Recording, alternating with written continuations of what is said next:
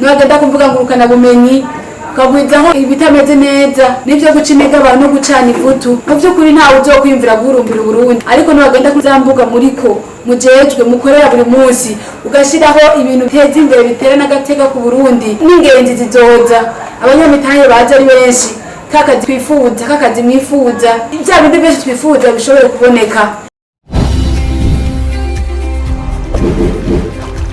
Television Tanganyika.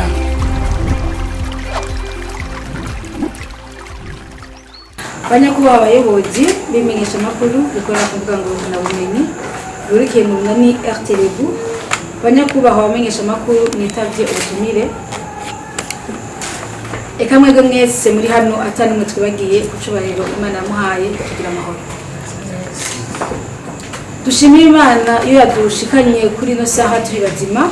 Dushimire namwe mwebwe mwatwitavye kuri no muhingamo igenekerezo rya 27 ruheshi umwaka wa 2025. Muri kino kiganiro ngo tuyage twongere turabire hamwe uruhara rwacu nk'ibimenyesha makuru bikorera kuvuga ngurukana bumenyi kugwiza umwimbu w'igihugu soko giterambere rusangi bidakumira. Imbuga ngurukana bumenyi ari nazo dukorerako nibukira ubuhinga bushasha ahubwo ku isi yose no mu Burundi bisigaye ari isoko ridakama ry'inkuru zivugwa ku isi no mu kibano.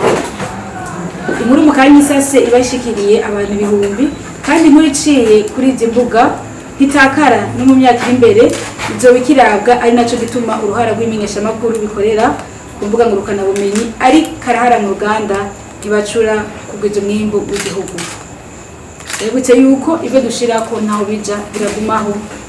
Banyakubaha abayobozi namwe bamenyesha makuru bikorera ku mbuga ngurukana bumenyi akenshi harabigira abanyamakuru kuko kumbure hari aho batanga amakuru abenshi twababonye ariko muri aya makuru batanga ugasanga mu rusobekerane kubihuha amakuru y'amacakubiri amakuru n'amashusho y'urukozasoni kure ndetse ugasanga bako batanga inkuru zidatomoye aho twovuga kwiragiza inkuru zicanamwo cyangwa zituma abantu bacanamwo cyangwa inkuru ubona yuko mu by'ukuri zitatanzwe neza zisunze akarangamutima k'umwuga. Anaco gituma dukoranye ngo turabire hamwe tubazanye duti mbega mu makuru dutanga buri munsi twaba tugira uruhara rwahe mu kugwiza umwimbu w'igihugu. Akimenyesha makuru kiraza gusubiraho cige cisubiremwo mbega mwe mu makuru mutanga ni gwa ruhara mufise mu kugwiza umwimbu w'igihugu. Igihugu cyacu n'umurima munini cyane abarimyi nabo nuwo ari we wese mu kubabikamwo baragikorera kandi twese ni cyacu. Nabwiye ngo igihugu cyaratwibarutse kandi tukirimwo ni cyacu ntaho tugisigira. Ibi rero bidufasha kugira ngo umuntu wese yumve uruhara afise y'ikimenyesha makuru kugira ngo dushobore kuvuga twumvigwe dutanga inkuru zishikire benshi kanatsinda ubwo basha turabufise ko niyo twanditse bisomwa benshi niyo tubishize ko ama video atandukanye amarese atandukanye n'ibindi bishikira benshi nigoga kandi sinzige abantu bikayibona umwanya muto. Naco gituma tuvuze amakuru ajanye n'amahoro kenshi twaba tubona arasagarara kuko iyo dushimekeye ku kintu kanaka abadukurikirana basanzwe bagishirako umutima ariko iyo dutanze inkuru z'ibihuha rimwe na rimwe birabishika tugasanga twazibonye kuvuga ngo kana bumenyi ziraducafuza zigatuma tuburaho duca zigatuma ducafuza n'igihugu cyatwibarutse. Ariko iyo dukeneye igihugu kiba amahoro mu by'ukuri kiraba amahoro kenshi dukeneye no kwigisha abo basanzwe badukurikirana tugashaka ko tubigisha ibijyanye n'iterambere barabifata kandi bakabigendera kuko dushatse gushimira ku kanaka kenshi birakunda. Kandi si ibyo gusa turafite n'uruhara nasubirizwa mu guteza imbere uburongozi bwiza mu gushigikira amakuru y'ibihanze abanyagihugu bato bato kubahiriza no kubungabunga itunga rusangi hamwe no guteza imbere amaso hakurya y'amazi tugasuma amakuru avugwa hirya no hino makungu ashobora kugira ikimazi ku iterambere ry'igihugu na bene cyo. Banyakubaha abayobozi namwe bamenyesha makuru ni gihe cyiza rero cyo kwerekana ishusho nyaryo ntagire uzova ngo baranyirengagije yuko ukora ibidatumbereye, ariko nashaka dukure amaboko mu mpuzu dukore kuba byacu bituvugire. Nashaka ndabwira ko icyo dushitse ahabona kibonwa n'isi yose mu mwanya isase, ari nacyo bisaba kwiyubara no kwitonda cyane mu kazi kacu ka misi yose, kuko ntuzoshiraho ikintu uvuge ngo nari nihenze cyangwa burya ngo nariko ndafyina, ugize imvuga dufite zirakurikiranwa. Nashaka rero turabiri hamwe uzokwame wiyubara mu byo ushira ko hirya no hino, kuko ufise gukurikirana kandi batari bake na gato. Nashaka ndabibutse kandi abisubiramwo nukumenya ko ikintu cyose dushize habona kibonwa n'isi yose mu mwanya isase, ari nacyo gituma bisaba kwiyubara no kwitonda cyane mu kazi kacu ka misi yose. Handavuga mu gutanga inkuru twatohoje neza, zifise amasoko ameze neza yemewe. Murankunda kubivuga, benshi murabizi niyo bya ndakoporoye biya bintu twarabisezereye, kuko hari gusanga urakwiragiza inkuru z'ibihuha zitameze neza. Ntituraba gutwenza abantu no gusamaza abantu nk'uko benshi bavyiyumvira. Sico twahamagariwe, ko twarahamagariwe kwigisha no kuvuga imigambi y'iterambere kugira ngo abadukurikirana bose bishobora kugira aho bibakuye naho bibashize.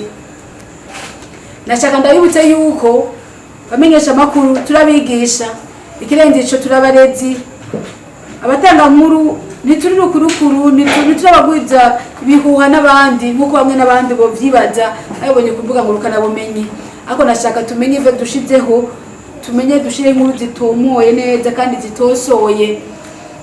Mu gihe twabandanya tukabamenyesha amakuru babushitse baratanga urukurukuru, ahubwo dutanga inkuru z'agakura, tuzotuma igihugu gihurumbirwa n'abanyamitahe ba mukerarugendo hamwe n'imigenderanire n'ayandi makungu ikomeze, maze igihugu gishike kwiyangiro ryambona kazoza igihugu cifashe mu 2040, igihugu giteye imbere mu 2060.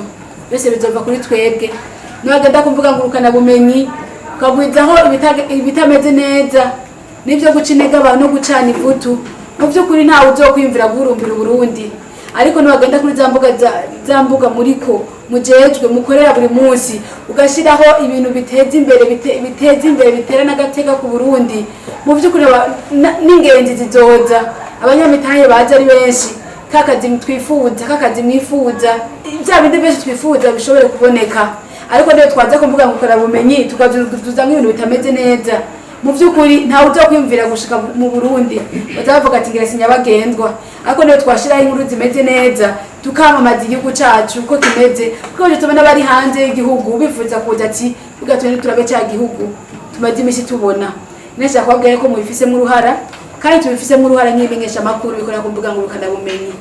Nashaka ndabasabe mugira agatima mpembero, musubire inyuma murabe mwese raba urubuga yaje serukiye cyangwa urubuga akorerako, murabe ko mu by'ukuri tuko turatesha turiko turaha agaciro igihugu cacu, mve dushirako.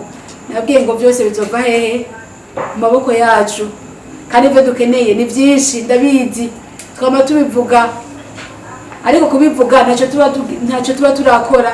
Ariko bwiye twoshira ku bikorwa tukaja ku kivi, mu by'ukuri bizotuma biga byose dukeneye tutabironka, kuko leta n'umuvyeyi ubwo twakwitwara neza byose byokunda kandi byoshoboka.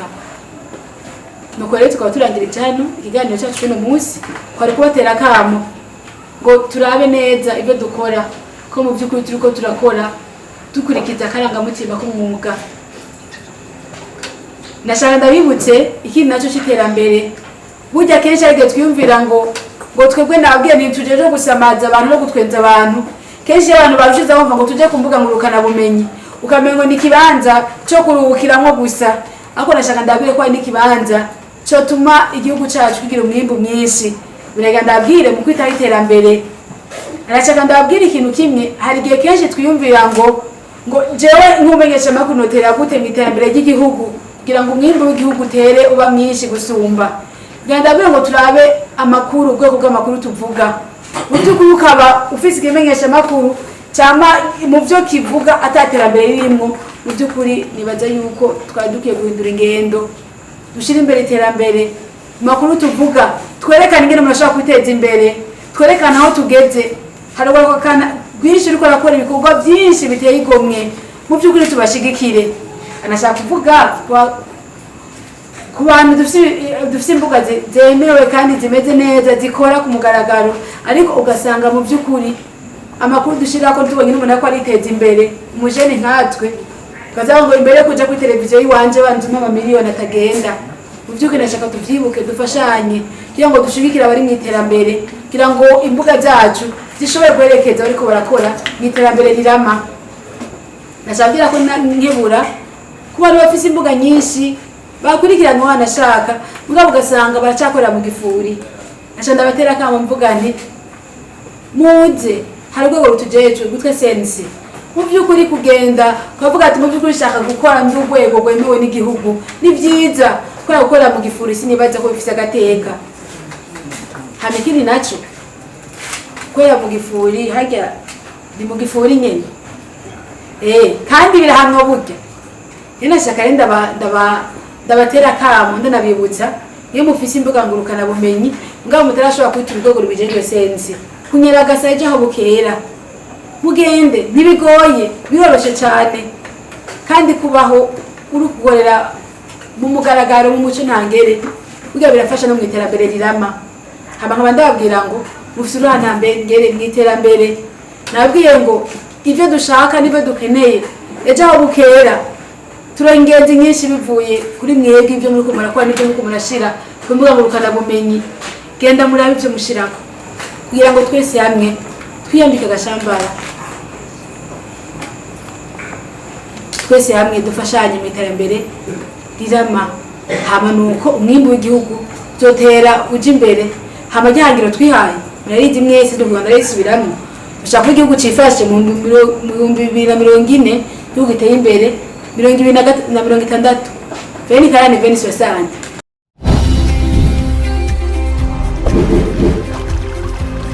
Télévision Tanganyika. Télévision Tanganyika.